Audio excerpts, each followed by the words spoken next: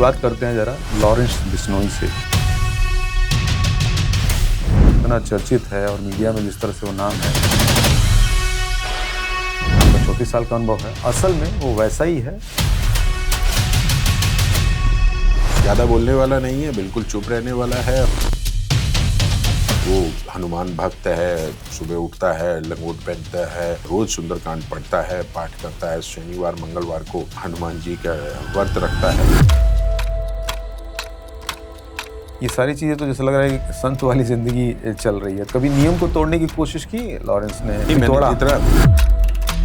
बिश्नोई को लेकर जिस तरह से मीडिया में तस्वीरें आती हैं, हुडी लगाए हुए, सीरियस चेहरा, और आप जो बातें बता रहे हैं, मतलब मुझे लग रहा है ये लोगों को बहुत कम ही पता होगी।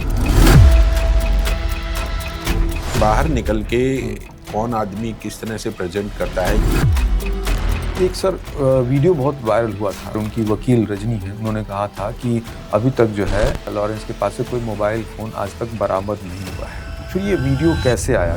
मानिए कि एक 400, 500, 1000 रुपए का एक सिर्फ सिंगल की का एक फ़ोन है साइज़ का, जो कि चाइनीज़ है, खचेड़ा फ़ोन। ये आराम से जाते हैं। जेल के अंदर गैंगस्टर अपना गैंग चलाते हैं। आप ब्लेड भी मरवा सकते हैं, झगड़ा भी करवा सकते हैं। बाहर से किसी भाई लोग ने और किसी गैंगस्टर ने कह दिया कि ये आदमी अंदर आया है, इसको ब्लेड मारना है, तो वहाँ के जो दूसरे लोग होते हैं वो बड़े आराम से ब्लेड मार देते हैं। मतलब बार बार ये बात आती है कि 700 शूटर्स का उसका एक गैंग है और वो जेल के अंदर से ऑपरेट करता है, चलाता है। कहा जाता है कि कोई लूप होल है जेल की दीवारों जाने का। जेल में सिर्फ दो ही चीज़ें हैं, एक तंबाकू जाएगा, एक फिक्स्ड है कि 1 लाख रुपए तक का अगर कोई भाई लोग या गैंगस्टर या कोई भी इन्फ्लुएंशियल आदमी खरीदता है तो आराम से बाहर कैश दे दे, कैश काम चलता है। करप्शन तो आज भी जेलों में खुल के चल रहा है। बताओ, तिहाड़ तो बिल्कुल पीछे फिसड्डी हो गई, सिर्फ और सिर्फ फैन को हथियार बनाया गया, तोड़ के उसके इस तरह की बात नहीं, वो तो आपको मैं बताऊं अरविंद जी, देखो जेल में हर एक के पास अपनी सेफ्टी सिक्योरिटी के लिए सुआ, ब्लेड, चक्कू, वो अपने प्रोटेक्शन के लिए रखता है। ये आपका एक्सपीरियंस है, उसमें सबसे डरावना दृश्य आपके लिए कौन सा है? टिल्लू ताजपुरिया या जिसका भी मर्डर आप कह रहे हैं, ये बहुत ही दर्दनाक था। लॉरेंस को अगर एक लाइन में आप डिस्क्राइब करना चाहें तो वो बताइए, कैसा, क्या कहेंगे? राम भी मैं, रावण भी मैं, दोनों मुझ में समाये हैं। अपनी अपने द्वंद्व हैं, अपनी अपनी व्यथाएं हैं।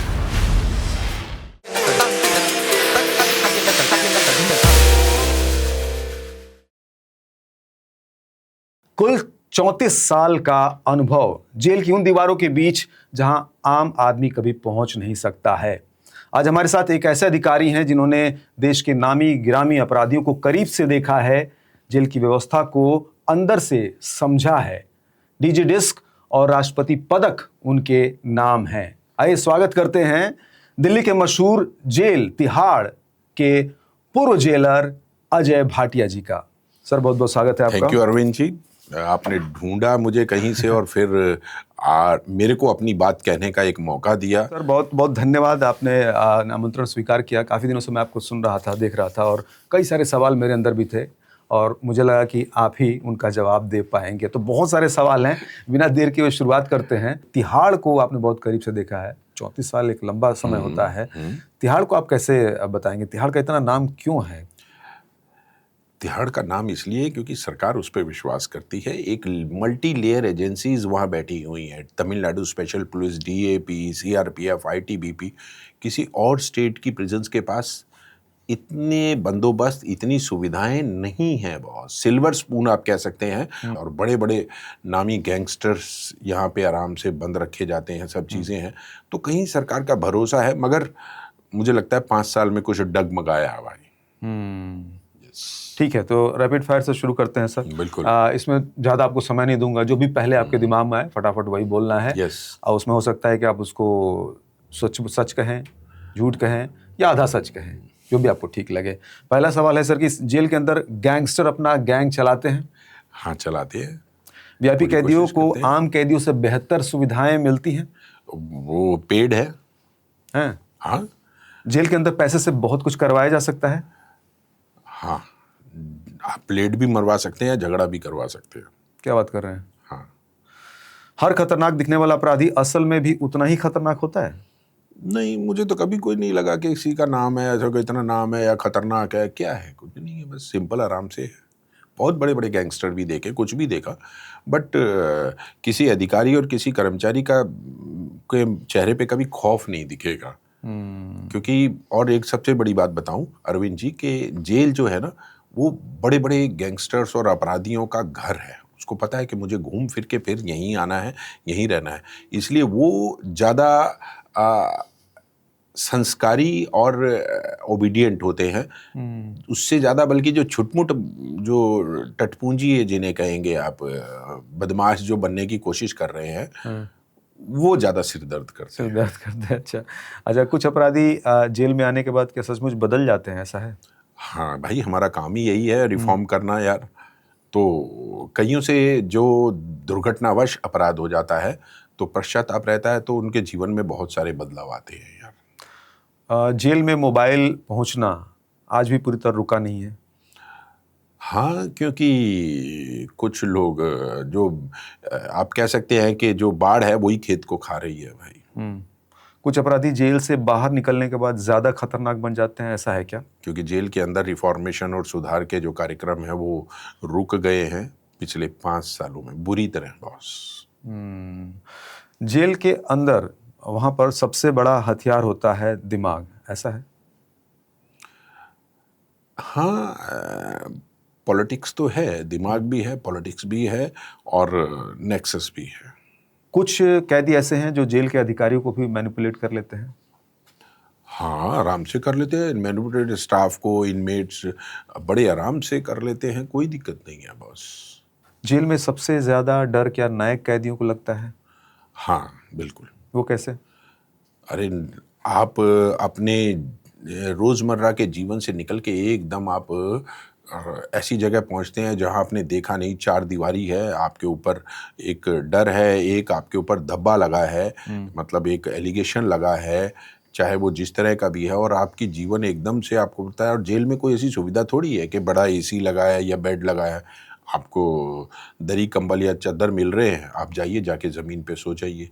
तो वहाँ आदमी को पता चलता है कि क्राइम नेवर पेज, जो मैं बहुत सालों से कह रहा हूँ और जो हमारे दूसरे टीवी चैनल्स पे, सीरियल्स में या फिल्मों में दिखाया जाता है ग्लैमराइज करके क्राइम को, मैं बहुत सालों से कहता चला आ रहा हूँ, क्राइम नेवर पेज। मैंने अपनी ज़िंदगी में बड़े से बड़े गैंगस्टर्स या अपराधियों को ऐसी ऐसी बीमारियों से जूझते हुए और मरते हुए देखा है कि उनका नाम निशान भी नहीं पता। तो अब तो क्राइम नेवर पेज, किसी क्रिमिनल की, गैंगस्टर की आप बता दीजिए कि कोई कोठियां बनी हो या खड़ी हो, बल्कि एक अपराध को निपटते निपटते उसके ऊपर इतना दबाव और इतनी चीज़ें आ जाती हैं कि पूरा परिवार तक बिखर जाता है बॉस। अच्छा, फिल्मों में जिस तरह से जेल को दिखाया जाता है वो ज़्यादातर गलत दिखाया जाता है, ऐसा है, सच है? नहीं, वो ना 50% रियलिटी और 50% फिक्शन में करते करते वो फिक्शन में ज़्यादा आ जाते हैं। अर्ध सत्य है मतलब, हाँ, आधा सच अर्ध है। सत्य है। चाहे वो कितने OTT पे बने हों, कुछ भी बने हों, वो ना ग्लैमराइज करते हैं, डॉक्यूमेंट्री नहीं है कि जहाँ सच दिखाएं, सीधी सी बात। जेल अधिकारी को कभी किसी अपराधी से डर नहीं लगता, ये सच बात है? नहीं लगना भी नहीं चाहिए और लगता भी नहीं है यार। जेल प्रशासन अगर सख्त है तो जेल के अंदर गैंग जो चलते हैं वो चलाना लगभग असंभव है, ये सच बात है? बिल्कुल, अगर दूसरी स्टेट्स को मैं देखूं तो भाई साहब बहुत कंट्रोल है। अगर आपने कैदियों को ज़्यादा छूट नहीं दी, काम नहीं करने दिया, क्योंकि दिल्ली जेल का क्या है कि जितना भी ऊपर से लेके नीचे तक काम है, अधिकारी और कर्मचारी सिर्फ आराम से बैठते हैं, उनका एग्जीक्यूशन जो है वो सारे का सारा इनमेट्स के हाथ में है। खाना बनाने से लेके बांटने तक, बनाने से लेके सफाई करने तक और दूसरे काम करने तक, सब चीज़ों के अंदर ड्योढ़ी से, मेन ऑफिस से लेके अंदर तक, सुबह से शाम तक, तो उनको सारी बातें तो पता होंगी, अधिकारियों की, कर्मचारियों की, उनके पर्सनल इंफॉर्मेशन तक सब उनके पास होती हैं, उनके मोबाइल नंबर, उनके घर में कौन कौन है, ये सब चीज़ें तो जब पता होंगी तो वो आपका क्रिमिनल आपका कभी नहीं सगा है, तो वो कभी भी मिसयूज़ कर सकता है बॉस। बढ़िया सर। चलिए सर, बातचीत का चक्का और घुमाते हैं और किस्सों का पिटारा खोलते हैं और शुरुआत करते हैं ज़रा लॉरेंस बिश्नोई से, क्योंकि जिस तरह से वो जितना चर्चित है और मीडिया में जिस तरह से वो नाम है, हम लोग जितना देखते हैं टीवी पर, मीडिया में, असल में आपका 34 साल का अनुभव है, असल में वो वैसा ही है कुछ नहीं, ज़्यादा बोलने वाला नहीं है, बिल्कुल चुप रहने वाला है। और जितना मैंने उसको समझा और समझने की कोशिश की, क्योंकि मेरा रहता है कि एक आदमी को रीड करो, रीड नहीं करोगे तो उसके ऊपर आप काम कैसे कर सकते हो। बिल्कुल। ठीक है, अगर 2000 लोग आपकी अच्छाई और बुरा, आपकी कमज़ोरियां और आपके पॉजिटिव नेगेटिव्स को जानने की समझ लेते हैं कि आप कहाँ पे कमज़ोर और कहाँ पे स्ट्रांग हो, तो आपको भी इसी तरह वाइसा वर्सा जो इनमेट्स हैं उनको समझना पड़ेगा। तो मुझे तो यही लगा कि यार वो ठीक है भाई, उसकी अपनी पर्सनल है कि वो हनुमान भक्त है, सुबह उठता है, लंगोट पहनता है, सुंदरकांड पढ़ता है, रोज़ सुंदरकांड पढ़ता है, पाठ करता है, शनिवार मंगलवार को हनुमान जी का व्रत रखता है।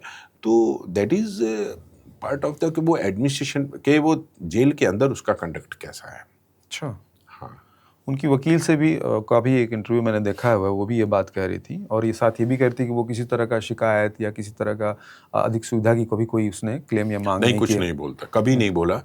यकीन मानो कि मैंने भी जब उसे पहले दिन जब पहले बार मिला था, तो मैंने भी जब आधा 1 घंटा खड़े होकर उसको रीड किया या समझा, सुनने की कोशिश, तो मैंने पूछा, मैंने कहा पानी पियोगे?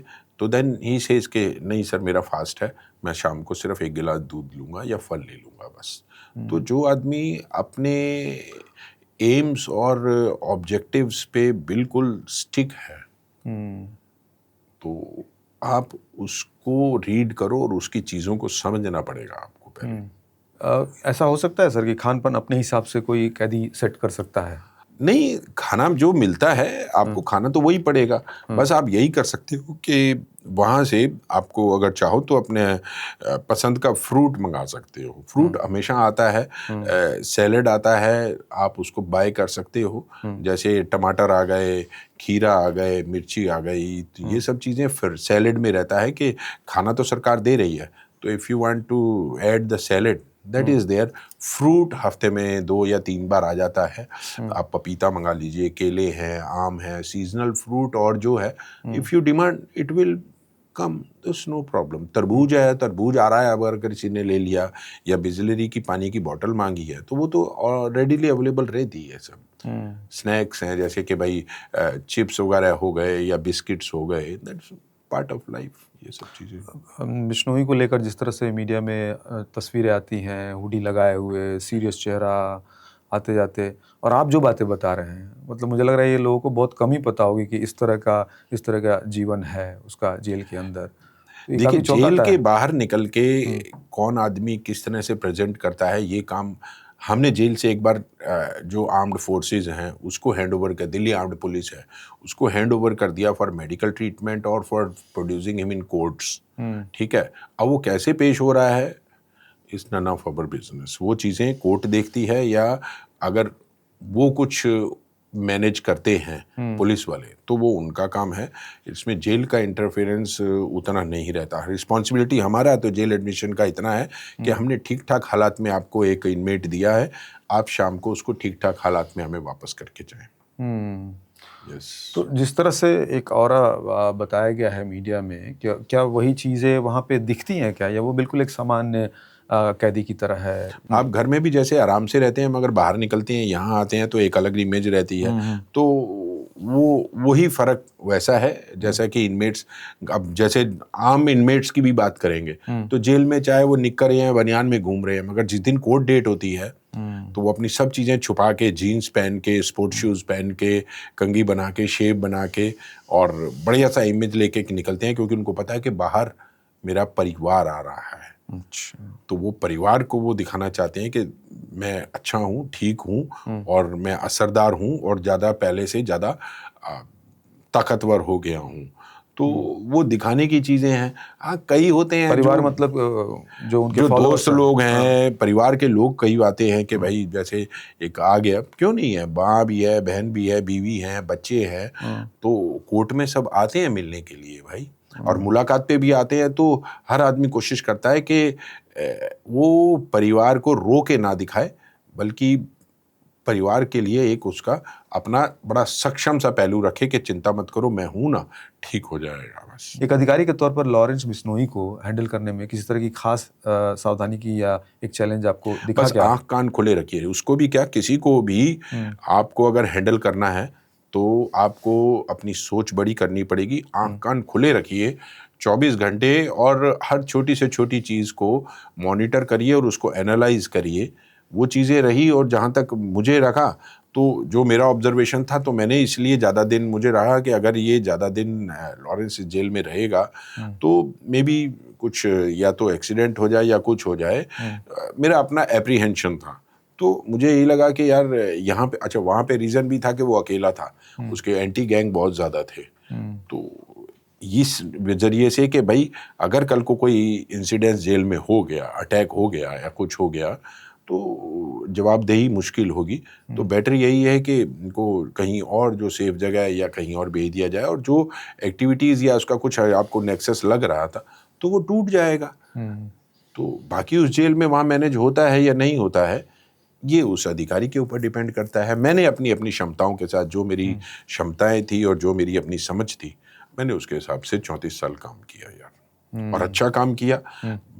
किसी लालच का शिकार नहीं हुआ, किसी से डरा नहीं, चाहे वो कोई भी बड़ा गैंगस्टर रहा हो। बल्कि एक तो था कि मैंने एक जेल में तो एक गैंगस्टर को सरेआम स्लैब भी कर दिया था। किसी बात का डर नहीं, अगर गलत करोगे तो बिल्कुल नहीं डरूंगा, चाहे अंदर से कितना भी डर लगता हो। और जब तक वो मेरे को जहाँ जहाँ वो गैंगस्टर मिला या हार्डकोर क्रिमिनल मिला, It was nice, क्वाइट आराम से बैठ के वहीं दोपहर में शाम को ही अपना वही अखबार के ऊपर रख के रोटी खा रहा है, खाना खा रहा है। उसने कभी ऐसे आगे उसके बाद बदतमीजी नहीं की। तो उससे पहले हो जाता है कि कुछ लोग कुछ अधिकारियों के या कर्मचारियों के उसमें बड़बोले हो जाएं या किसी कारण से वो उनके ऊपर हावी होने की कोशिश करें, बट कुछ भी नहीं। जिस तरह से आप बता रहे हैं कि सुबह उठना, लॉरेंस बिश्नोई का हनुमान भक्त होना, लंगोट पहनना है और मंत्रों का उच्चारण, ये सारी चीज़ें तो जैसे लग रहा है कि संत वाली ज़िंदगी चल रही है। कभी नियम को तोड़ने की कोशिश की लॉरेंस ने? हमारे एडमिनिस्ट्रेशन की उस टाइम जो ऑफिसर्स थे, जो भी थे, वो एक स्टिक वॉच उसके ऊपर रख के बैठे थे कि भाई किसी तरह का भी यहाँ से कोई ऐसा इंसिडेंस ना निकले कि जो कुछ हो गया बाहर पता चले कि भी उसने वहाँ बैठे बैठे कर दिया, या उस तक ऐसी चीज़ें ना पहुँचे, जैसे फ़ोन है या कुछ और चीज़ें। बाकी टोबैको वगैरह तो ये लोग नहीं यूज़ करते हैं, कुछ नहीं करते हैं। बस एक सबसे बड़ा एप्रीहेंशन रहता है कि फ़ोन वहाँ तक पहुँचने का डर रहता है। तो पूरा फोकस जो टीम का रहा वो यही रहा कि फ़ोन नहीं पहुँचना चाहिए था। और उसमें काफ़ी हद तक हम जितने भी सक्सेसफुल हुए, कुछ फ़ोन हमने पकड़े भी, आस पड़ोस में पकड़े या जहाँ भी पकड़े, तो पकड़ के उनको आगे पुलिस के हवाले किया कि भाई आप इसको इन्वेस्टिगेट करो और चीज़ें निकालो कि क्या हुआ है, किस तरह के यूज़ हुए हैं ये फ़ोन। वो निकलते हैं बेसिकली। क्या ऐसा होता है सर कि कोई ऐसा कैदी भी होता है कि जिसके आने के बाद जेल का पूरा स्टाफ जो है अलर्ट मोड में आ जाए? लॉरेंस बिश्नोई उसमें था उस तरह से? ऐसा नहीं, वो इतने सारे लोग अगर एक जेल में मान लीजिए 2 या 3-4 हज़ार हैं, और कोई एक अगर बाई चांस कोई हाई प्रोफाइल केस आ गया, बाई चांस है, तो वो आराम से सिर्फ उसको 2 चीज़ों पे रखा जाता है कि अगर वो इकोनॉमिक ऑफेंडर है तो बात ये होगी कि भाई कोई हार्डकोर उसको पकड़ के फिजिकल एक्सटॉर्शन ना करें कि भाई पैसा दे, रैंसम मांगे। उसके लिए तो अब हो गया कि 7 नंबर जेल बन गई सब इकोनॉमिक ऑफेंस वालों की, और फर्स्ट टाइमर के लिए 4 नंबर जेल बन गई कोर्ट के ऑर्डर से। तो ये एप्रीहेंशन कम हो गया, मगर हार्डकोर नहीं है तो वो दूसरे लोग शुरू हो गए, तो चीज़ें रुकती तो हैं नहीं ना। एक सर वीडियो बहुत वायरल हुआ था और उस वीडियो को लेकर उनकी वकील रजनी है, उन्होंने कहा था कि अभी तक जो है लॉरेंस के पास से कोई मोबाइल फ़ोन आज तक बरामद नहीं हुआ है। तो फिर ये वीडियो कैसे आया? क्या ये डीप फेक वीडियो था कोई? मेरे टाइम में आसपास ये था कि हम बहुत स्ट्रिक्ट सर्च रखते थे, तो जो कुछ भी अगल बगल में रहता था, कभी कोई फ़ोन पकड़ा गया या कुछ भी हुआ, जो उनके चाहे वो एसोसिएट्स रहे हैं उनके पास से है। अब इतना तो मुझे भी 3 साल से ज़्यादा हो गए यार, याद नहीं है। बट ये ज़रूर रहा कि हाँ, बस अपनी तरफ से पूरी एक सक्षमता, मैंने क्षमताएं यूज़ करी कि जेल में झगड़ा ना हो और जीवन जो है सब लोगों का शांत और आराम से गुजरे यार। अब किसका कौन सा वीडियो था मैंने नहीं देख रखा बस। अच्छा, ऐसा कहा जा रहा है कि मतलब बार बार ये बात आती है कि 700 शूटर्स का उसका एक गैंग है और वो जेल के अंदर से ऑपरेट करता है, चलाता है। नहीं आइडिया बहुत। देखो मैं देखिए उनके कुछ गैंग मेंबर्स हैं ज़रूर जो अपने आप को कहते हैं कि जी वो लॉरेंस गैंग से हैं, ठीक है। वो कुछ होंगे 7 हैं, 8 हैं या 4 हैं या 5-7 हैं, जितने भी हैं, व्हाटएवर दे से। पर इनमें भी क्या होता है कि एडिशन डिलीशन होता रहता है, क्योंकि कुछ लोग जो होते हैं वो थोड़ा अलग गैंग के होके भी बीच में कई बार जुड़ जाते हैं, और कुछ लोग अपने कुछ रीज़न से अलग भी हो जाते हैं। तो अब वो पता करना मुश्किल होता है कि कौन अभी गैंग में साथ में है, कौन नहीं है। वो जब तक वो रिक्वेस्ट नहीं करता कि जी मैं I am not in part of this more gang, या उनमें आपस में झगड़ा हो जाए, मनमुटाव हो जाए, या फिर कोई सुलह वगैरह करा दे, जो चीज़ें हो जाए, तो धीरे धीरे ये सब चीज़ें आम पार्ट ऑफ लाइफ है यार। आप भी घर में रहते हैं, कभी आपके भाई बहन से झगड़ा हो जाएगा, कभी बहुत प्यार हो जाएगा, कभी माँ से तकरार हो जाएगी, कभी बात हो जाएगी। तो वो सब चीज़ें अंदर इतना बड़ा अगर किसी का कोई नेटवर्क होगा या कुछ होगा, बट मेरे टाइम में जितने मैंने देखा, अगर वो 5, 7, 8, 10 लोग भी हैं गैंग्स के, तो दे स्टे आराम से रिस्पेक्टफुली एंड कूल डाउन। कोई फालतू झगड़ा नहीं था, और वो था अपना एक पर्सनल व्यवहार यूज़ करना कि मुझे झगड़ा और इस चीज़ें को गलत काम बर्दाश्त नहीं होंगे, तो सब पता था उनको, तो वो नहीं करते थे ऐसी। नहीं, वो ये कहा जाता है कि जो शूटर्स का गैंग है वो बाहर एक्टिव है और वो अंदर से उन्हें ऑपरेट कर रहा है। तो क्या पॉसिबल है कि अंदर से ऑपरेट किया जाए किसी न किसी देखिए, माध्यम से? ये कहा जाता है कि कोई लूप होल है नहीं, जेल की आज दीवारों की में। देखिए, मैं 34 साल काम किया, मुझे आज तक समझ में नहीं आया कि तंबाकू और जाने का जेल में सिर्फ 2 ही चीज़ें हैं। एक तंबाकू जाएगा, एक मोबाइल जाएगा। अब दिक्कत क्या है कि मोबाइल की बात ये आती है कि आपको लगता है कि स्मार्टफोन है, मगर यकीन मानिए कि एक 400, 500, 1000 रुपए का एक सिर्फ से उंगल की का एक फ़ोन है साइज़ का, जो कि चाइनीज़ है, खचेड़ा फ़ोन। ये आराम से जाते हैं, और इसके लिए गरीब कैदी भी जान लगा देते हैं, कुछ इनमेट्स भी हैं, स्टाफ भी है, कुछ ना कुछ। मगर स्टाफ कभी आज तक कहानियाँ ज़रूर रही कि ये स्टाफ बदनाम है, कि ये ले जाता है, वो फेंक देता है, ये थोड़ा करता है। खचेड़ा फ़ोन का बताइए, ये क्या होता है एग्जैक्टली? ये खचेड़े फ़ोन ऐसे हैं कि छोटे से आपको बिल्कुल फिंगर की साइज़ के मिलेंगे। अच्छा। ये गफ़ार में अब शायद आज की डेट में 1000 रुपए के होंगे। अच्छा। आप ऐसे छोटे फ़ोन हैं कि आप उनको स्वेलो करके भी ले जाएं। नीचे बॉडी पार्ट पे 2-2 फ़ोन डाल के लोग ले जाते हैं, क्योंकि अगर एक फ़ोन ले जाने का खर्चा बॉडी पर मतलब एनएस वाला हाँ, फ़ोन? उसमें बड़े आराम से जाते हैं, 2-2 फ़ोन जाते हैं यार। ओह, अब वो काम क्योंकि करता है गरीब आदमी है, सिम तो अंदर होते हैं सबके पास। और एक और बता दूं कि आज की डेट में हमारे जो सिस्टम में है तिहाड़ दिल्ली में, इनमेट्स इतने ज़्यादा एक्टिव हो गए हैं कि उनको पता है कि अगर एक फ़ोन पकड़ा गया तो स्टैंड बाय दूसरा वो अरेंज करके रखते हैं यार। अच्छा। हाँ, आप पकड़ लाइए, अभी पकड़ लाएंगे, पता चलेगा 5-6 घंटे में उसके पास वो खरीद लेगा, कहीं से खरीद लेगा, क्योंकि किसी ना किसी के पास रखा होता है। तो अंदर हर चीज़ मिल जाती है। आप सिर्फ कहीं पूछेंगे, किसी के पास, गरीब के पास रखा होगा, वो बेच देगा अपना फ़ोन यार। आपको मिल गया, पैसे ही तो देने हैं बस। ओहो, तो ये संभव तो नहीं है कि सिर्फ कैदी चाह रहा है और चला जाए, उसमें तो जेल प्रशासन भी कहीं ना कहीं से लिप्त है। हाँ, कुछ होंगे यार बॉस, मैं ये नहीं कहता कि नहीं है, मगर ब्लैक शिप्स तो हर जगह होते हैं। मगर आज तक यकीन भी मानिए कि पकड़े भी नहीं गए। तंबाकू के साथ तो बहुत सारे सिपाही हमारे पकड़े गए, और कभी कभी कुछ शक की सुई हमारे कुछ ऑफिसर्स पे भी आई। वो हेडक्वार्टर तक को मालूम होगा कि किसका क्या कैरेक्टर है, और अगर उसको ज़्यादा पैसा मिला, उसने कहीं बड़ा फ़ोन भी ऐसा कुछ लाके, ऐसे एपिसोड सुनने में आए कि ऐसा भी हुआ कि बहुत मोटी रकम मिली और उसने स्मार्टफोन अंदर या कहीं पहुंचा दिया। तो हर चीज़ का रेट है। तंबाकू का जैसे रेट है कि भाई 500 में इतनी ही मिलेगी। अच्छा। जैसे बिस्लरी का एक बोतल का ढक्कन है, तो उतने में है तो 500 रुपये अंदर मिलेगी, और आपको पेटीएम करना है तो 700 या 800 रुपये बार पेटीएम करो। तो सीधी सी बात है। तो वो सब चीज़ों के रेट सब आराम से मस्त चलते हैं।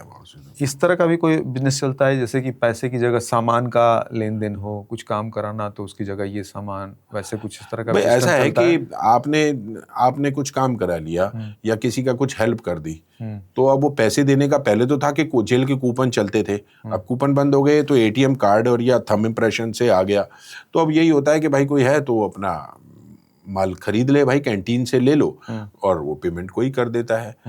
तो ये चीज़ें भी हैं। अब जितने भाई लोग या इन्फ्लुएंशियल लोग हैं, अब बड़ी आराम से चीज़ है कि भाई उन्होंने अगर फिक्स है कि अगर कैंटीन से महीने में 1 लाख रुपए का सामान खरीदा तो उसको पेमेंट करने की जरूरत नहीं, वो बाहर 1,20,000 रुपए दे दे, कैंटीन वाले अपने आप एडजस्ट कर लेते हैं।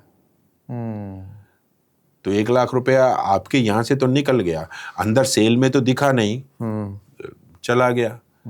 आपने 50 आइटम लाए, 100 आइटम लाए, 50 की एंट्री दिखाई, तो 50 तो आपकी विदाउट आइटम एंट्री के बिना निकल गई ना, तो वो आपका बिक गया। इसकी जगह उसको दिखा दिया सेल में, उसकी जगह इसको सेल में दिखा दिया, क्योंकि कोड है।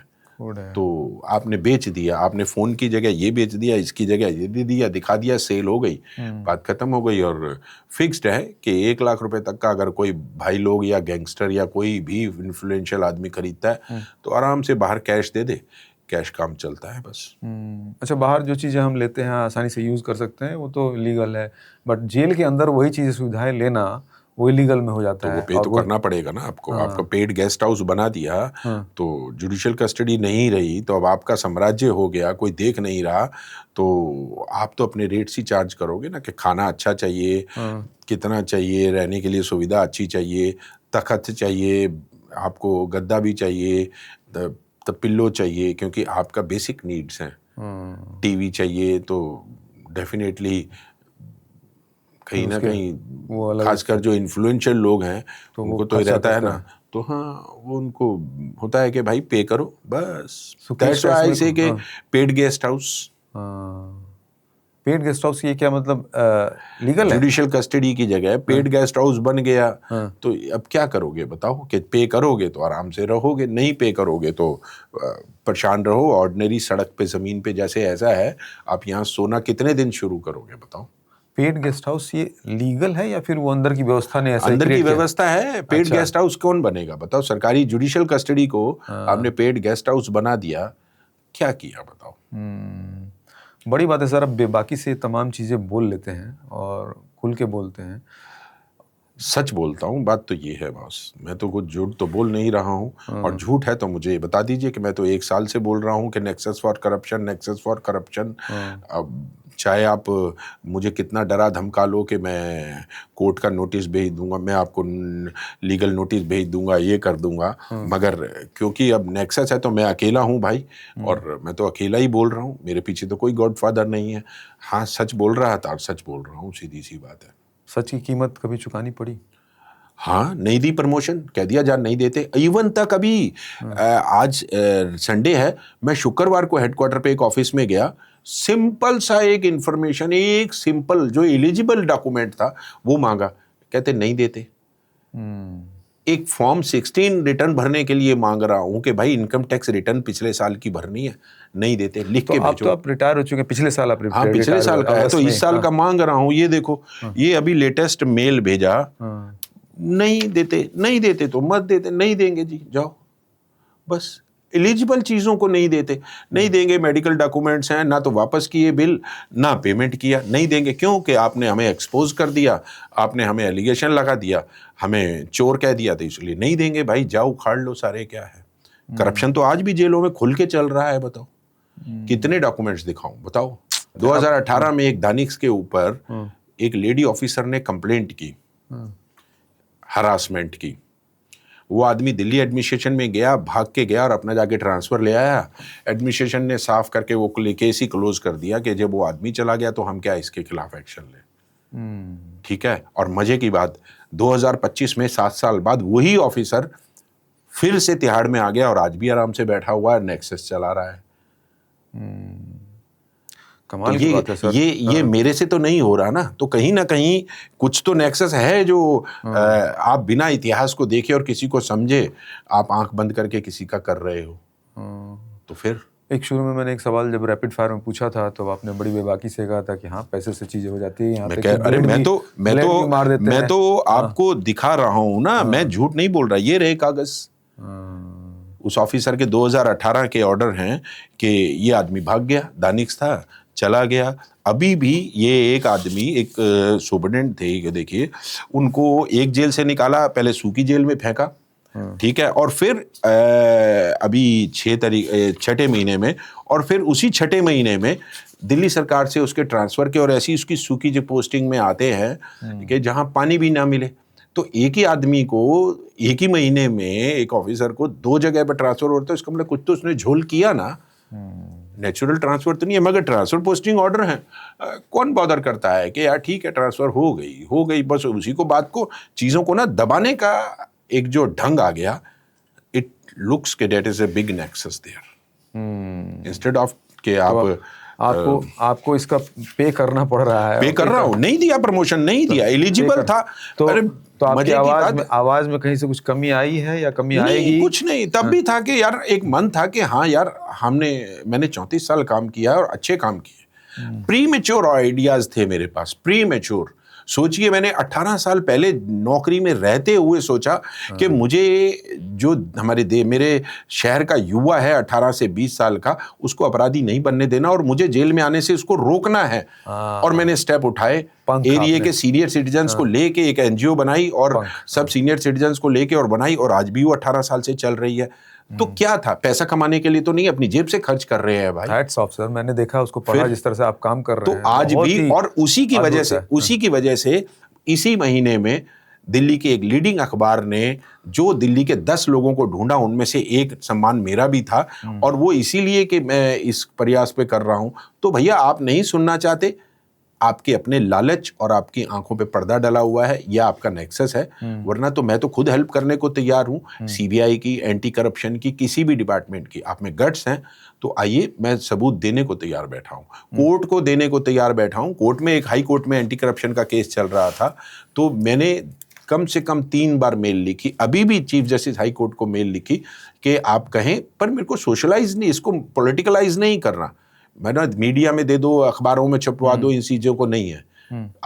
आप जुडिशियल कस्टडी के बारे में सीरियसली बात कर रहे हैं, और वो भी वो ऑर्गेनाइजेशन, जिस ऑर्गेनाइजेशन मुझे 34 साल में इतना नाम सम्मान, मेरे परिवार को इतना सब कुछ रेपुटेशन दिया, उसकी खोई हुई रेपुटेशन के लिए अगर मैं अकेला काम भी कर रहा हूँ 1 साल से, कि मुझे बिकॉज के पता है कि जो दूसरी स्टेट्स के जेल है वो आज की डेट में बहुत असरदार और बहुत प्रभावशाली तरीके से और अच्छा काम कर रहे हैं। तिहाड़ तो बिल्कुल पीछे फिसड्डी हो गई, सिर्फ और सिर्फ माल बनाने के चक्कर में कि माल बनाओ और माल बनाओ।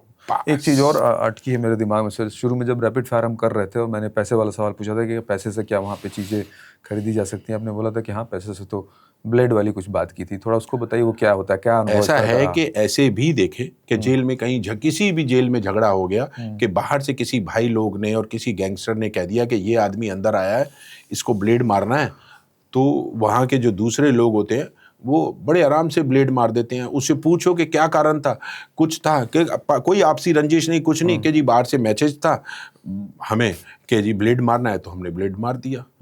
तो फ्री में तो कोई नहीं करता ना बॉस। तो आपको ये लगता है कि आप जेल प्रशासन में आराम से बैठे जेल के सुपरिटेंडेंट या हो, मगर सच बात तो ये है कि जो जेल के अंदर बैठे हुए हैं हार्डकोर क्रिमिनल्स या भाई लोग, वो अपने तरीके से जेल को ज़्यादातर कंट्रोल करके बैठे हैं, क्योंकि सारे काम तो उन्हीं के।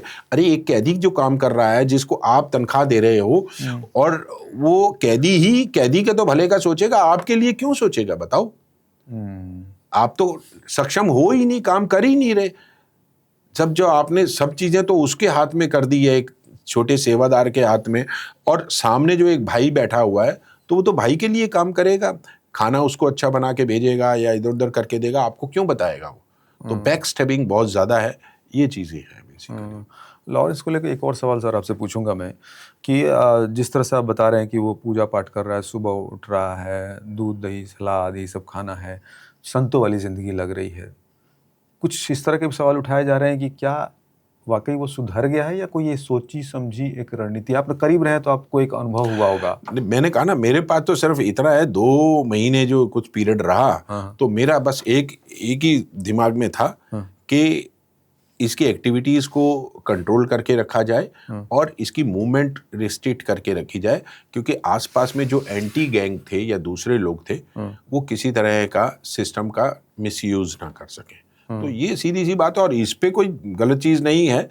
हाँ, वो रिगार्ड पे करता था बिकॉज वो सुनता था, समझता था। उसके पीछे कारण एक था कि दिल्ली पुलिस के एक बहुत ही सीजन्ड ऑफिसर थे जो कि मेरे लिए मेरे छोटे भाई की तरह थे।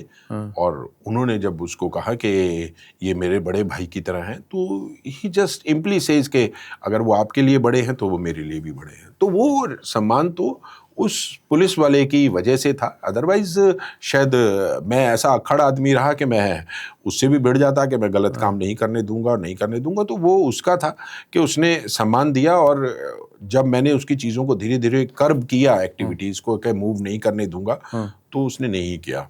और कारण भी ये था, और मैंने उसको कहा कि मैंने कहा देखो मैं गलत काम नहीं करने दूंगा, चाहे कुछ भी हो, जैसे भी हो।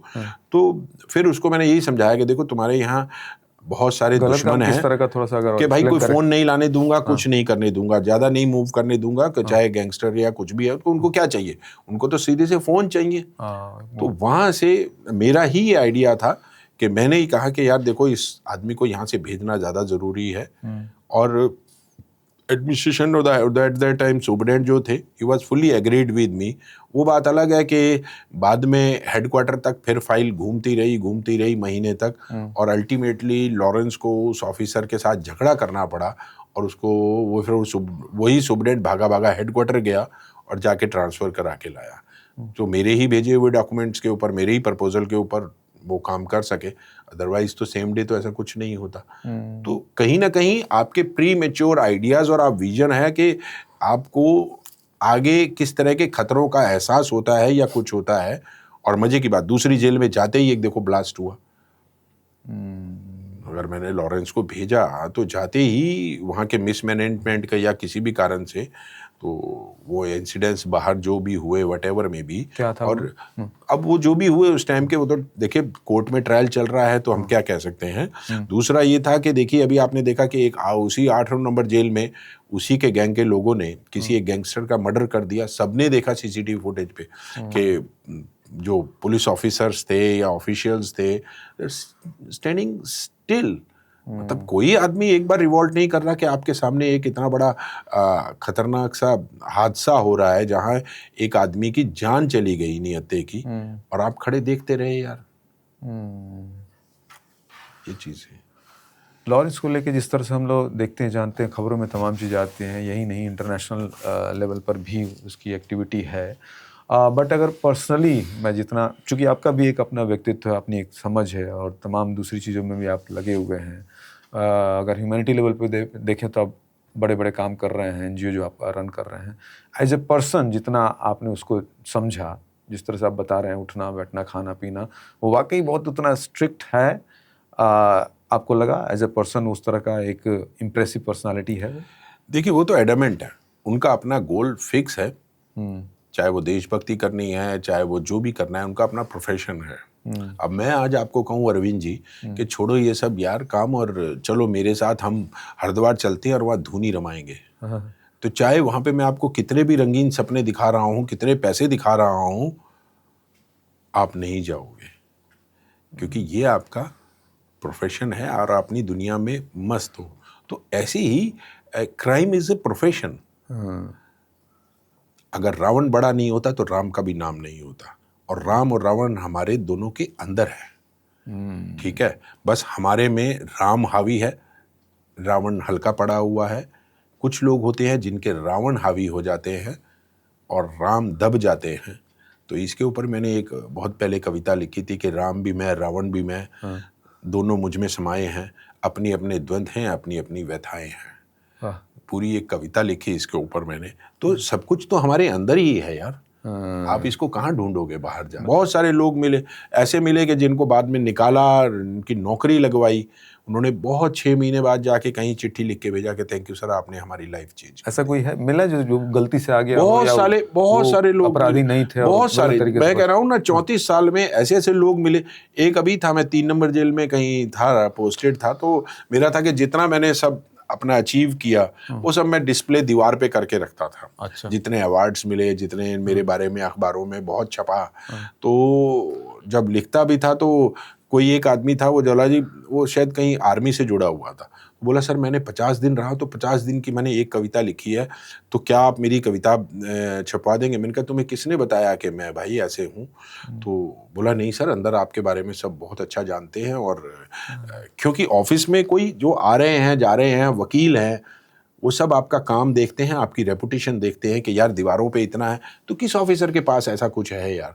आज घर बड़ा पड़ा है सम्मान के साथ, इतने मेडल्स के साथ, और आज आप लोग इतने प्यार से बुलाते हैं, मेरी बात सुनते हैं, तो शायद सच्चाई है कहीं ना कहीं, तो किसी को कड़वी लगती है जी। तो मैं अब इसका क्या कर सकता हूँ यार? आप मुझे झूठा साबित कर दो, मैं तो कभी मना नहीं कर रहा कि यार इतने लंबे दौर से बोल रहा हूँ। ठीक है सर, और भी बातें करेंगे आपके सामने। तो इन 34 सालों में बड़े बड़े अपराधी आए होंगे, लॉरेंस ही नहीं है सिर्फ, लेकिन फिर भी लॉरेंस को अगर एक लाइन में आप डिस्क्राइब करना चाहें तो वो बताइए, कैसा क्या कहेंगे? मेरे लिए जैसे दूसरे थे वैसे ही हैं, बट हाँ, सम्मान तो देखो बहुत सारे लोगों ने दिया, कुछ एक पीछे भी पड़े, एक आधा गैंगस्टर ऐसे भी रहा कि अभी मिल जाए। अभी जैसे ये अभी जो वकील साहब पकड़े गए, इनका जो क्लाइंट है गैंगस्टर, वो पीछे लगा दिया गया मेरे के लिए, 3 लाख रुपए इनसे मांग लो। अब मैंने उसको बुला के ये कहा कि भाई ये रहा मेरा मोबाइल, ये जो अभी खबर आई है आज हाँ, वाली, ये जो अभी जो ACB वकील ने साहब पकड़ा है, हाँ, जो एंटी करप्शन ने पकड़ा, इनका एक कोई गैंगस्टर है हाँ। जिसके ये एडवोकेट हैं, तो वो गैंगस्टर पीछे लगा दिया गया मेरे कि यार इससे कुछ नहीं तो 3 लाख ही निकलवाओ यार। तो वो किस लिए था? गैंगस्टर को तो नहीं चाहिए, वकील को भी नहीं चाहिए, वकील का मेरे से कोई लेना देना नहीं, तो वकील के किसी ना किसी दलाल से, किसी पुलिस वाले से तो कोई संबंध रहे होंगे ना, तो वो एंटी करप्शन निकाले। और अगर 3 लाख एंटी रुपए करप्शन मांगे को जाते हैं। चाहिए हाँ। तो मैं सबूत देने को तैयार हूँ भाई। अच्छा, तो 3 लाख आपसे किस बेस पे मांगे बोले जाते हैं? सिर्फ आपकी ट्रांसफर कराने में, 11 नंबर जेल से आपको किसी ऑर्डिनरी जेल में और में ट्रांसफर कर देंगे, उसके 3 लाख दीजिए। मैंने कहा भाई ये रहा मेरा बैंक अकाउंट, क्योंकि वो जो ऐप है वो मेरे मोबाइल में डाउनलोड था। मैंने कहा अगर होते तो भाई मैं दे देता, 50,000 60,000 1 लाख की बात हो तो मैं फिर भी सोचता, 3 लाख रुपए कहाँ से लाएंगे, और वो भी आखिरी 6 महीने के लिए यार। जब इतने 34 साल में नहीं पे किया तो अब 6 महीने के लिए 3 लाख रुपए कहाँ से दे? नहीं है ये भाई। थोड़ा मुझे और क्लियर समझाइए कि 11 नंबर से ट्रांसफर करने के लिए मतलब क्या वहां से कोई ट्रांसफर कराना चाहता है या फिर क्या है? मैं तो लगता है कि यार वो जेल ही पुनिशमेंट की है, अच्छा। 11 नंबर जेल, क्योंकि अभी कुछ ऑफिसर्स को वहां पे ट्रांसफर किया गया, तो मुझे लग रहा है वो बतौर पुनिशमेंट ही है। बल्कि एक ऑफिसर से हेडक्वार्टर पे मैं जाके मिला था, उन्होंने मुझे श्योर किया न्यू ईयर पे कि नहीं मैं आपका वहाँ से ट्रांसफ़र कर दूंगा हाई सिक्योरिटी जेल से, बेफिक्र रहिए। एंड ही वाज सेविंग, कुछ लोगों ने उनको कंफ्यूज कर दिया था। फिर भी जब ट्रांसफ़र लिस्ट निकली तो उसमें मेरे को 15 से निकाल के 11 में कर दिया कि नहीं इनको इसका तिहाड़ में आने ही नहीं देना। अच्छा। तो नहीं आने देना, कोई बात नहीं, तो आज ही आप। थोड़ा इसको मुझे और बताइए कि 11 नंबर को पनिशमेंट क्यों कहा जाता है? क्योंकि वहाँ पे सारे के सारे रिपीटर्स क्रिमिनल हैं जो कि सालों से प्रोफेशन में बैठे हुए हैं। किसी के ऊपर 5, किसी के ऊपर 7, किसी के ऊपर 8, इतने मुकदमे हैं। वो सब ऐसे ही बैठे हुए हैं जो कि रोज उत्पात करते हैं, रोज लड़ाई झगड़े करेंगे, रोज वहाँ पे डिस्टरबेंस रहेगी। अच्छा। सुनने को तैयार नहीं है। तो वो अब समझ में आ रहा है कि यार वो पुनिशमेंट जेल है, कि जो बहुत अच्छी पोजीशन पे भी था हेडक्वार्टर पे, जो सीनियर लॉ ऑफिसर बनता था, उसके भी अभी ट्रांसफर किया गया तो उसको 11 नंबर जेल में फेंका गया। तो इसका मतलब तो पुनिशमेंट पोस्टिंग हुई ना। तो सिर्फ 11 नंबर ही इस तरह से है या और भी इस तरह कुछ किसी पे भी फेंक दो, क्या फर्क पड़ता नहीं, है? जैसे 11 नंबर बदनाम है या फिर नामी है, वैसे ही कोई और भी जेल इस तरह 11 में है, 14 में है, 15 में डाल दो, हाई सिक्योरिटी जेल है, डाल दो, हेडक्वार्टर पे बैठा दो, मंडोली के, ये सब चीज़ें हैं। तो कोई बात नहीं। अब बट एडमिनिस्ट्रेटर्स का आंख का अंधा और कान का बहरा होना मुझे तकलीफ देता है यार। अरे एडमिनिस्ट्रेटर हो, एडमिनिस्ट्रेशन चलाने के लिए सरकार ने आपको दिया, तो कुछ तो सोच समझ रखो यार, कुछ तो हिस्ट्री। तिहाड़ के साथ सबसे बड़ा दुर्भाग्य ये है कि आप आए, आपके काम करके निकल गए, आपका कोई पीछे का ना तो तिहाड़ का इतिहास है, ना कोई रिकॉर्ड है, ना कोई चीज़ है, कोई जान नहीं पहचान नहीं, बस आए चुपचाप आंख बंद करके काम किया, और आसपास कुछ एक दलाल घूमते होते हैं, ऑफिसर है या ऑफिशियल हैं, वो बस शुरू हो जाते हैं और आपको पीछे की बड़ी कहानियाँ सुनाएंगे कि अरविंद साहब आपके आने से पहले वाले जो ऑफिसर थे वो तो इतना करके गए, इतना करके गए, ये किया, सब दिखा देंगे। और वो फिर आपको दलदल की तरफ धकेलते हैं कि आप भी, अब फिर क्या होता है, वो टारगेट हो जाता है, आपके लिए लगेगा यार मेरे से पहले वाला इतना काम कर रहा था तो क्या मैं इतना भी नहीं कर सकता? तो फिर आपके चेले चपाटे सब शुरू हो जाएंगे कि चलो। तो वो रास्ता जो है ना वो अब ऐसे आ गया ढलान की तरफ, गाड़ी नीचे गिरेगी, आप ब्रेक लगाओ नहीं लगाओ तो वो रास्ता। बट किरण बेदी आई थी तो रास्ता यूं था कि उसके बाद के जो उन्होंने मापदंड बनाए तिहाड़ के लिए, तो दूसरे ऑफिसर्स के लिए एक चैलेंज था कि हमें इसके ऊपर जाके अच्छा रिफॉर्मेशन रिहेबिलिटेशन का काम करना है। बहुत बढ़िया सर। आपने जिस तरह से इसको तिहाड़ को करीब से देखा है, अंदर से देखा है और खुल के आप बोलते हैं, बताते हैं, वैसे ही मुझे लगता है तिहाड़ पे एक धब्बा टिल्लू ताजपुरिया मर्डर को लेकर भी रहा। मैंने आपको बताया ना कि वो जो 8 नवंबर जेल में हुआ, वो बहुत ही दुर्भाग्यपूर्ण था भाई, बहुत पेनफुल। 8 नंबर था वो। 8 नंबर जेल मतलब था। कहा जाता है कि वहाँ सीसीटीवी कैमरे हैं और फैन को जो CCTV है कैमरे तो सब जगह हैं, ग्रिल्स को तोड़ दिया गया, तो फैन मतलब को हथियार बनाया गया, तोड़ के उसके इस तरह की बातें आई कि वो तो आपको मैं बताऊं अरविंद जी, देखो जेल में आपके जितने भी बंद हैं, उस आदमी का सबसे पहला नजरिया, चाहे वो छोटा सा है या बहुत बड़ा है, हर एक के पास अपनी सेफ्टी सिक्योरिटी के लिए सुआ, ब्लेड, चक्कू, चाहे टाइल हो या कुछ भी हो, वो अपने प्रोटेक्शन के लिए रखता है कि अगर कभी झगड़ा हुआ अच्छा तो अटैक करना है बॉस। उनको एडमिनिस्ट्रेशन पे कोई भरोसा नहीं कि कुछ करेंगे। आज सिर्फ इसी बात पे है कि अगर और झगड़ा किस बात का, तंबाकू बेचने पे है बस।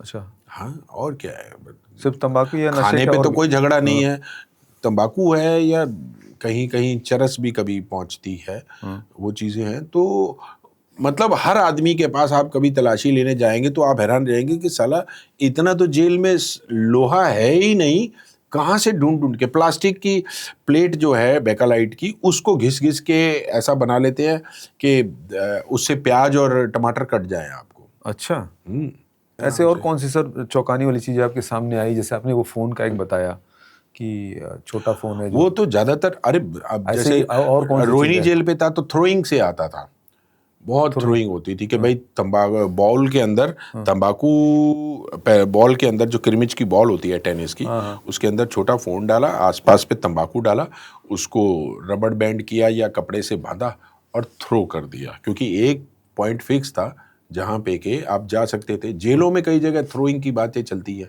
कि भाई थ्रो होके आ गया, और कई चीज़ें पकड़ी भी कि जैसे है कि आपके हाथ में फ़ोन है तो आपने कह दिया उसको सांप बार वाले को कि चल थ्रो कर इस जगह से, अगर वो निशाना सही लग गया तो पहुंच गया, पर ज़्यादातर नहीं लगता था, वो कहीं ना कहीं गलत जगह गिरता था बॉल, तो पकड़ा जाता था ज़्यादातर। अब 10 में से अगर एक आधी बार अगर हाथ लग भी गया तो वो भी बाद में खबर हो जाती थी कि आपके इन्फॉर्मर अगर अच्छे हैं तो वो आपको बताते थे कि सर इसका यहाँ से ये कलर का आया, ये चीज़ें हुई। अगर आपका पुलिस के साथ बहुत अच्छा कोऑर्डिनेशन है तो आपको क्राइम वाले बता देंगे कि सर देखो यहाँ से ये फ़ोन खरीदे गए और ये तिहाड़ के लिए जा रहे हैं, आप ध्यान रखिए कि आपके इधर के लिए आ रहे हैं।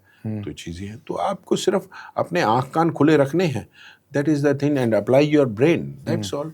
आपको मारामारी नहीं करनी है ना, ये चीज़ें हैं। वीआईपी कैदी किस तरह से मैनिपुलेशन करते हैं अंदर से?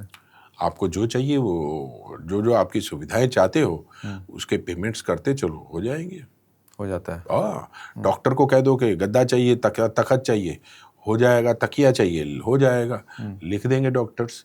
उसके डॉक्टर ने लिख दिया तो आप दे दीजिए कि जी डॉक्टर ने लिखा है, बस खाना अच्छा होना चाहिए, दैट्स ऑल। अभी आप देखिए कि पिछले मैंने दिनों तो ये भी देखे लोग मसाज भी कराते हैं लोग और तमाम तरह की सुविधाएं। नहीं, वो तो किसी कैदी को दे दोगे तो वो आपके पैर भी दबा देगा यार, इसमें कौन सी बड़ी, गरीब आदमी है तो वो आपके बर्तन धोता है, आपका बैरक का पोछा लगाता है, आपके लिए खाना लेके आता है, आपके कपड़े धोता है, एसी वेसी भी लग जाता है। नहीं एसी तो नहीं है, नहीं। अरे गरीब आदमी बेचारे, अच्छे अमीर इसी बात पे तो रोते हैं कि तिहाड़ में गर्मी में पंखा भी अगर चल गया और एक बार ही खराब हो गया तो समझ लीजिए कि 2 दिन के लिए गया बॉस, आप फिर बिना पंखे के, और एसी तो बहुत दूर का सपना है यार जेल में। हाँ, वो बात अलग है कि आप इन्फ्लुएंशियल हैं, बहुत ही इन्फ्लुएंशियल हैं, तो ऑफिसर आपको सारा दिन अपने का ऑफिस में बुला के बैठा के ले रख लेंगे। अच्छा। तो आप एसी में बैठिए, आराम से चाय पीजिए, गप मारिए, और बस। लेकिन सबकी कीमत तय है एक तरह से। वो तो अब जितना गुड़ डालोगे उतना ही मीठा होगा ना यार, कहावत है, ये मैंने थोड़ी बनाई। आप गुड़ डालते चलिए, पेड़ करते रहिए, काम होता रहेगा बस। लंबे समय तक सर आपने वहाँ पे वक्त दिया है जेल की ऊंची ऊंची दीवारों के बीच में। कोई ऐसा कैदी भी आपके सामने आया जो आपको देख के आपको लगा हो कि यार ये वाकई सच में बेहद खतरनाक है, रियल में खतरनाक है? देखो, आपको टैकल करना है हाथियों को, शेरों को, वाइल्ड एनिमल्स को। अगर वो रूल फॉलो करने के होते तो सोसाइटी में होते ना, वो सोसाइटी के रूल से ऊपर आ गए, ठीक है। अब आप उनको किस तरीके से हैंडल करेंगे ये आपका अपना कैलिबर डिपेंड करता है। आप उनसे भिड़ जाइए, वो आपकी धज्जियां उड़ाते रहेंगे, कोर्ट में रोज पेश कराते रहेंगे, रोज आपके ऊपर एलिगेशन लगाते रहेंगे, ठीक है, कि जी पैसे मांगे पैसे मांगे पैसे मांगे, ठीक है। आप कितने दिन तक, क्योंकि एडमिनिस्ट्रेशन तो आपको जो साथ देने वाला नहीं है कि आप कितने बोल्ड और कितने दबंग और कोर्ट जा रहे हो और क्यों है। कोर्ट हमेशा इसी बात को रहेगी कि हाँ आपने ज़रूर कुछ किया होगा तभी तो वो कैदी है, तो वो चाहे वो कितना भी सक्षम है। तो ये भी थी। और मैं आपको एक एग्जांपल और बताता हूँ कि लेटेस्ट है कि एक ना हार्डकोर था, गैंगस्टर में नाम तो नहीं लूँगा उसका, उसने कोर्ट में डाला कि जी मुझे बैठने के लिए कुर्सी नहीं देते और मेरे साथ बड़ी दिक्कत है और मेरा ये प्रॉब्लम है और वो प्रॉब्लम है और मुझे सब सुविधाओं के लिए पैसे मांगते हैं। 11 नंबर में तो नहीं थे वो भी? नहीं, छोड़ो, जेल की बात नहीं, 11 नंबर नहीं है, 11 नंबर तो वो बात खत्म हो गई। वो तो हमने फिर मैंने उस गैंगस्टर का फिर इलाज किया कि फिर अपने जो दिल्ली पुलिस के कुछ लोग थे उन तक मैंने बात पहुंचाई कि देखो ये मेरे पास ऐसे सिचुएशन है, पैसे तो है नहीं और वो बहुत एडामेंट हुआ पड़ा है, तो इसका मतलब कॉन्फिडेंट है, तो वही बात है। और उसने बहुत सारी बातें और बताई भी और सच भी था, तो बट मेरी मजबूरी थी कि भाई मैं नहीं कर सकता था। तो देन फिर यही हुआ कि हेडक्वार्टर से उस आदमी, उस गैंगस्टर को ऐसी जेल में डाला गया कि वो फिर भी चैलेंज कर, मजे की बात कि वो गैंगस्टर मतलब चैलेंज करके गया कि मैं गाजियाबाद जेल से वापस आऊंगा, 1 महीने में आऊंगा, और वो आया और उसी जेल में रखा गया। मजे की बात है। और सबसे बड़ी चीज है कि उस गैंगस्टर को दिल्ली से ना भेजने में भी एक हेडक्वार्टर के ऑफिसर ने पूरे घोड़े खोल दिए भाई साहब। 1 महीने तक उसके फाइल के ऊपर लिख लिख के आज उसका भी रिकॉर्ड है बॉस। मतलब एक पर्टिकुलर ऑफिसर का एक गैंगस्टर में इतना क्या इंटरेस्ट कि यार उसको दूसरी स्टेट का, वो दूसरी स्टेट का है, उसी में जाना है, सो चीजें हैं। बट नहीं, ऐसी तैसी क्योंकि सीट पे बैठे हुए हैं। और तो ये क्या शो करता है? यही है कि कहीं आपके कुछ इलिसिट रिलेशन है और आपकी कुछ डिजायर्स पूरी हो रही हैं, और कोई चाचा भतीजा का तो लगता नहीं आपका रिलेशन किसी गैंगस्टर से यार, ठीक है ना। तो वो चीजें रही। और ये एक और बात है जो मैं बता रहा था किसी एक जेल का, तो उसने जब कोर्ट में लगाया तो कोर्ट कॉल्ड के भाई आप रिपोर्ट दो।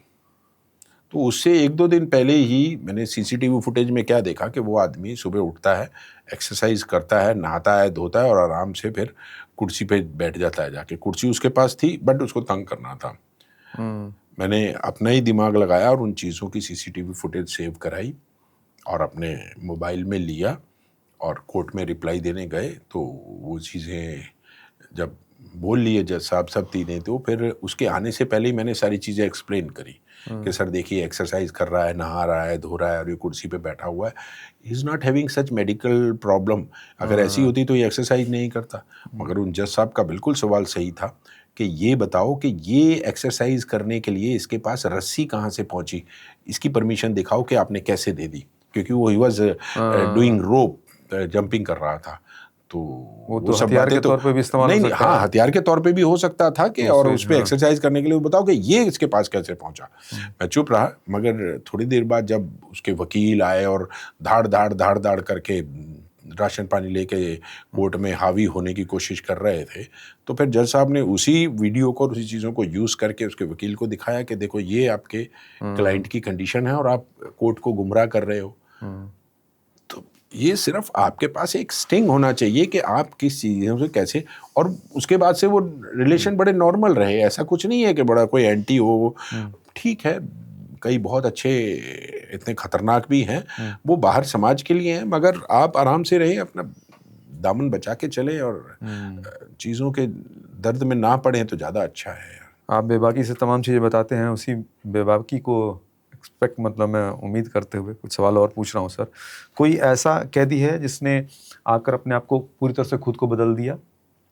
बहुत सारे यार, बहुत, जिसको कैद हुई बहुत सारे लोग रहे। कोई नाम याद आ रहा है, कोई फेमस में या कोई भी? हाँ, एक बहुत फेमस मर्डर केस में एक थे, बहुत मुश्किलों से छूटे, अभी पता नहीं कहाँ है, नाम तो नहीं लूँगा। बहुत फेमस मर्डर केस था एक टाइम में, कांग्रेस के टाइम का। But he change, drastically change, इतना चेंज हुआ कि बहुत सारे डिप्रेशंस और उन चीज़ों के रहते हुए भी वो हमेशा हंसता रहता था।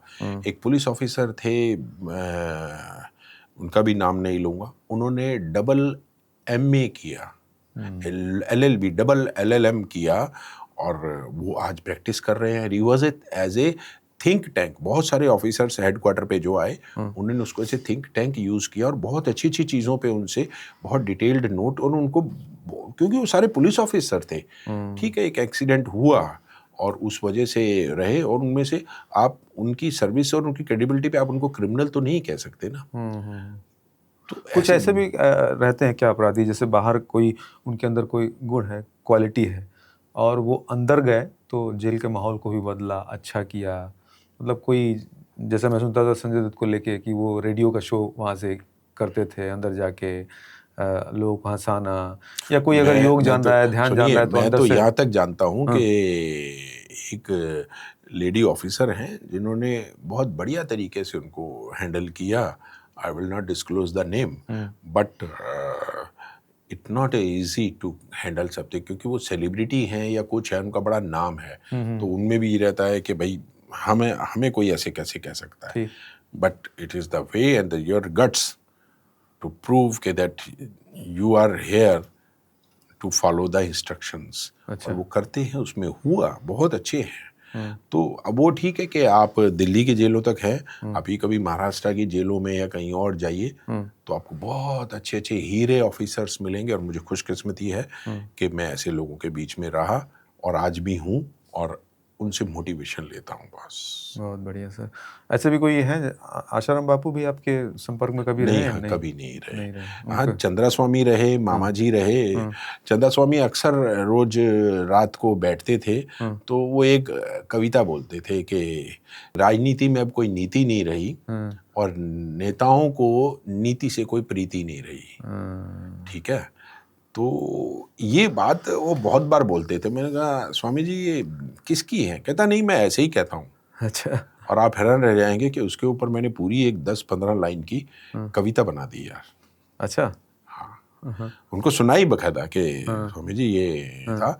इट वाज अराउंड बिफोर 98 की बात है। तो एक थे कि बहुत सारे पॉलिटिशियन उस टाइम एक नंबर जेल में रहे, बहुत थे, मामा जी, चंद्रा स्वामी, और बहुत अलग अलग, मतलब एक बड़ा मुश्किल था HKL भगत वगैरह इन सबको एक ही साथ सारे पॉलिटिशियंस को हैंडल करना। बट हेड्स ऑफ के उस दिन कंफर्टेबल उस टाइम में हो गया बस। कौन सा अपराधी या वो कैदी रहा जो सिर दर्द बना रहा आपके लिए वाकई? मैंने कहा ना, ये जो छोटे छोटे बदमाश होते हैं ना, जिनका कोई सिर नहीं पैर नहीं, अच्छा। वो कुछ भी छिछोरी हरकत करते रहेंगे कि उनको है कि बस कोई उनको पीट दे पीट दे, तो और वो फिर निशान बना के या ऐसा कुछ करके वो कोर्ट में पहुंच जाए और रोज फिर प्रैक्टिस करते रहे।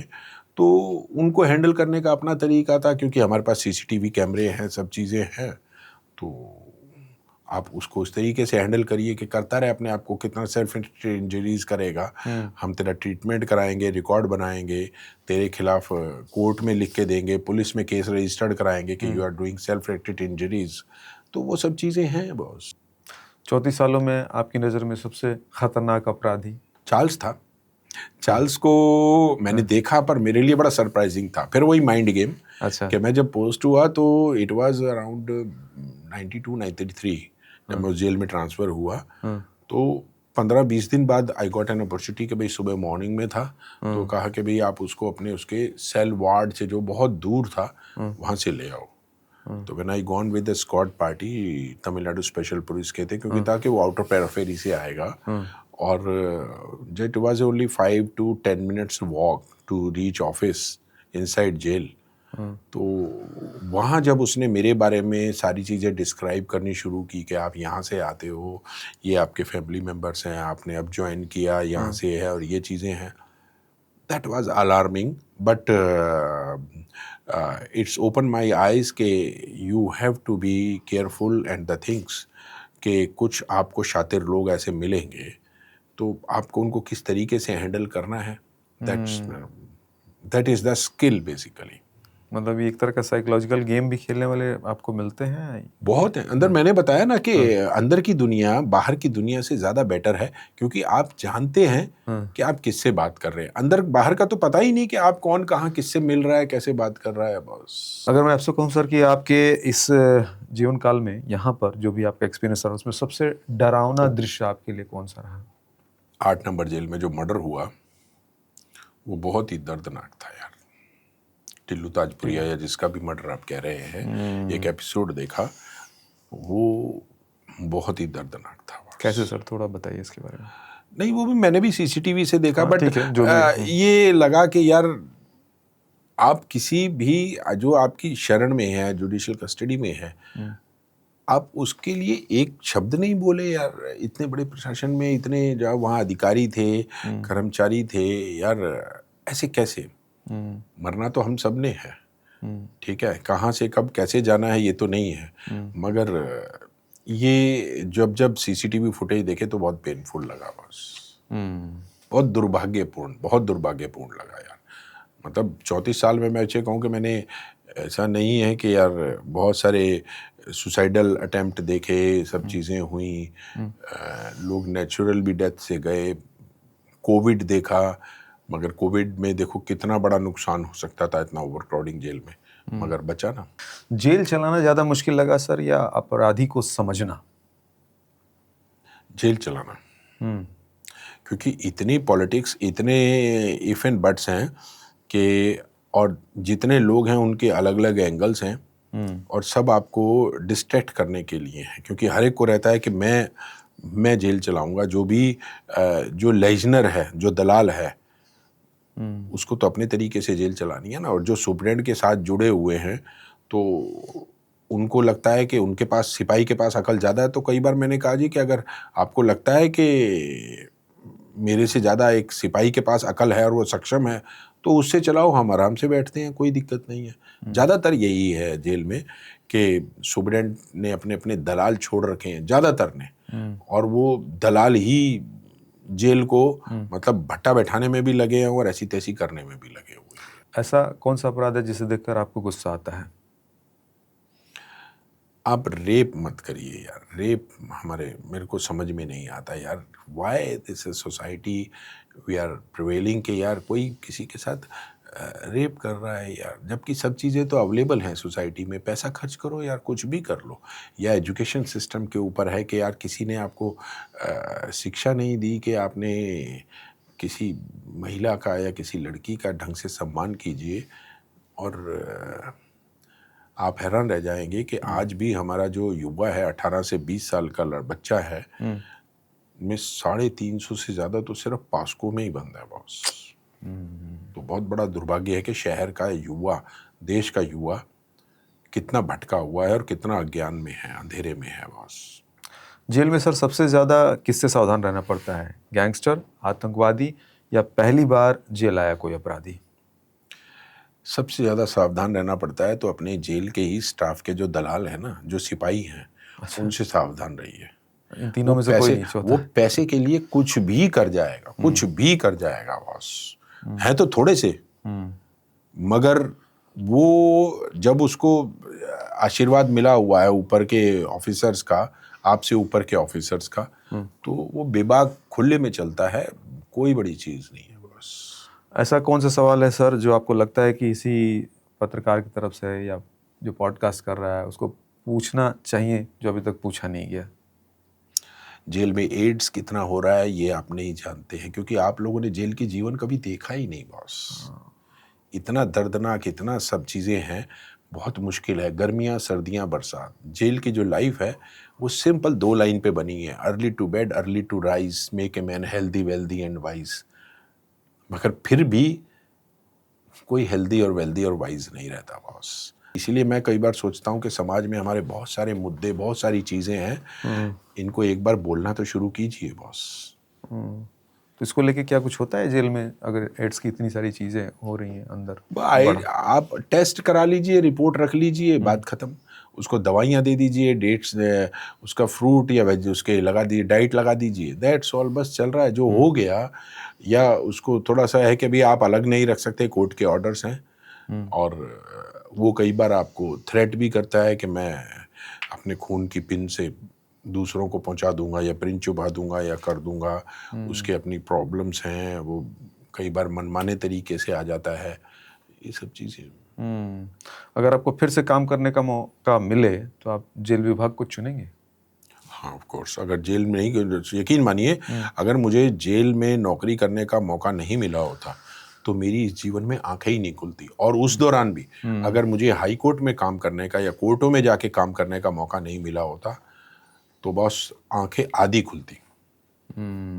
इसलिए जो भी बोलो सबूत के साथ बोलो और लाउड एंड क्लियर बोलो। बस मैं आज भी सब सबूत साथ लेके घूमता हूँ। और अगर ऐसा होता तो मैं अकेला आदमी तो पूरा एडमिनिस्ट्रेशन अभी तक मुझे कच्चा चबा गया होता बॉस। इतने बड़े बड़े मगरमच्छ जहाँ बैठे हैं और मैं 5 साल का नाम ले रहा हूँ, तो कितने बड़े बड़े यार सोचो के ऑफिसर्स और जो लोग बैठे हैं वो तो मुझे निगल गए होते बॉस। एक और सवाल है, आप तिहाड़ में इतना लंबा टाइम वहाँ रहे हैं, तिहाड़ जेल की दीवारें अगर बोल सकती तो क्या राज बताती वो? बहुत कुछ है, आपके कान फट जाएंगे। इतना सच नहीं सुन पाओगे, कोई नहीं समाज सुन पाएगा भाई। अगर 20,000 लोग हैं तो 40,000 कहानियां हैं, और पीछे के कितने दर्दनाक किस्से हैं, कितने। मतलब आटे में नमक डालो, ये तो एक कहावत है, मगर नमक में भी नमक ही डालो, आटा डालो, कुछ भी मत डालो, बस आंख बंद करके घटाघट करते रहो, क्योंकि कौन पकड़ेगा। ये दिल्ली सरकार का सबसे सेफ डिपार्टमेंट है, जहाँ पे आप आंख बंद करके करप्शन कर सकते हो, जितना पैसा चाहो मांग सकते हो, कोई खतरा नहीं है। क्योंकि बाकी डिपार्टमेंट्स में बड़ा मुश्किल है यार। यहाँ ना CBI आएगी, ना एंटी करप्शन आएगी, कोई नहीं आएगा। आप आराम से, अच्छा आदमी मुश्किल में है, परिवार हाथ जोड़ के देगा पैसे यार। बहुत बहुत शुक्रिया सर, बहुत बेबाकी से आपने तमाम सवालों के जवाब दिए। Thank you so much. Thank you, God bless you, God bless you.